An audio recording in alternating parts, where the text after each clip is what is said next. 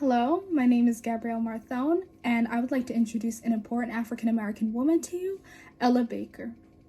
Ella Baker was born on December 13, 1903, to Georgiana Ross and Blake Baker as a middle-class girl in Norfolk, Virginia. As an adolescent, she lived in Littleton, North Carolina, where she would often listen to her grandmother, Margaret Blake, tell stories.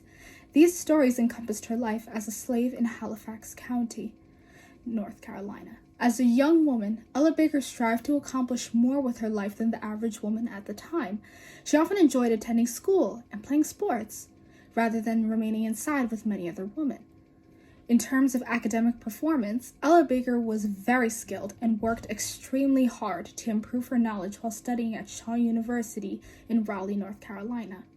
In 1927, she graduated as valedictorian of her class and moved on to join many social activist organizations in New York City.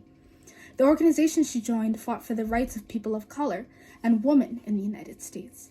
Then, in the 1940s, Ella Baker worked as a field secretary and director of branches for the National Association for the Advancement of Colored People, or the NAACP.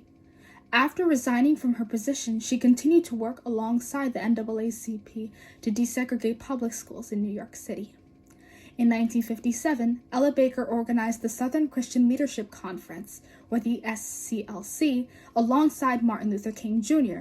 However, Baker felt that Dr. King's teachings encouraged protesting under a leader or through following, rather than teaching people to individually fight for their rights or beliefs. Eventually, Ella Baker would leave the SCLC and found her own activist group, the Student Nonviolent Coordinating Committee, or the SNCC. As a leader of the SNCC, Baker would teach her students that a leader is not required to protest against injustice. She claims strong people do not need strong leaders. She also encouraged her students to say and remember that Martin Luther King Jr. did not invent peaceful protests or arguing for justice, nor should people have to rely on him to do so. Today, Ella Baker remains an inspiration to young people to stand up for their rights and to not feel intimidated or wrong for doing so individually. She has taught people to believe anyone, regardless of being accompanied by a crowd of followers or not, should fight for their safety and equality in society. She has encouraged many young individuals to step into the fight for equality as their own leaders.